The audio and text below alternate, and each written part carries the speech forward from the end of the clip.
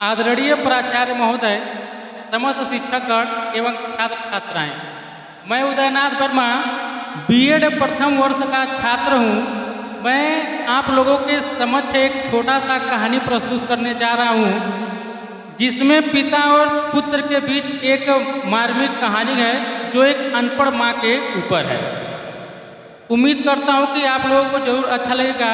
कहीं भी त्रुटि होगी तो क्षमा कीजिएगा। एक मध्यम वर्गीय परिवार के एक लड़के ने 10वीं की परीक्षा में 90% अंक हासिल किया।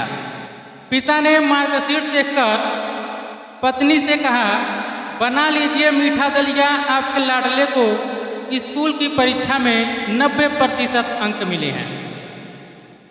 माँ यह सुनकर किचन से दौड़ती हुई और खुशी खुशी आई, मुझे भी दिखाइए मेरे लाल का रिजल्ट, मुझे भी देखना है, मुझे भी देखना है। तभी लड़का फटाक से बोलता है, पापा उसे कहाँ रिजल्ट दिखा रहे हैं, क्या वो पढ़ लिख सकती है, वो तो अनपढ़ है।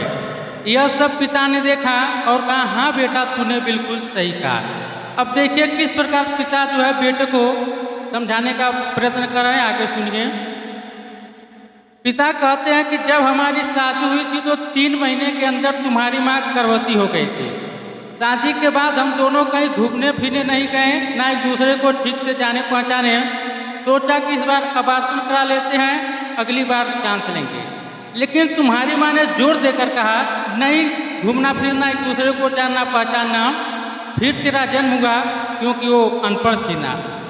जब तू गर्भ में था तो उसे दूध पीना बिल्कुल पसंद नहीं था।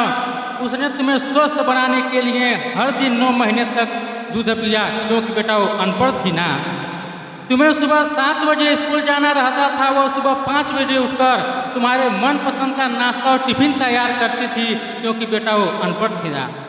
जब तुम रात में पढ़ते पढ़ते सो जाते थे, तुम्हारी कॉपी और किताब बस्ते में रखकर तुम्हें बिस्तर पर सुलाने के बाद ही वह सोने जाती थी, और रात में बार बार जाकर तुम्हें ओढ़नी से ढकती थी, क्योंकि बेटा वो अनपढ़ थी ना।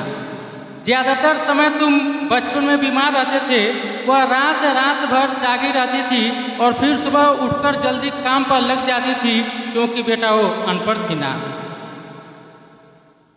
यह सब सुनकर पुत्र जो है अपनी माँ से रोता हुआ लिपट कर बोलता है, माँ मुझे क्षमा कर दीजिए, मैंने तो कागज पर 90% अंक प्राप्त किए हैं, आप मेरे जीवन को बनाने वाली 100% पहली शिक्षक हो।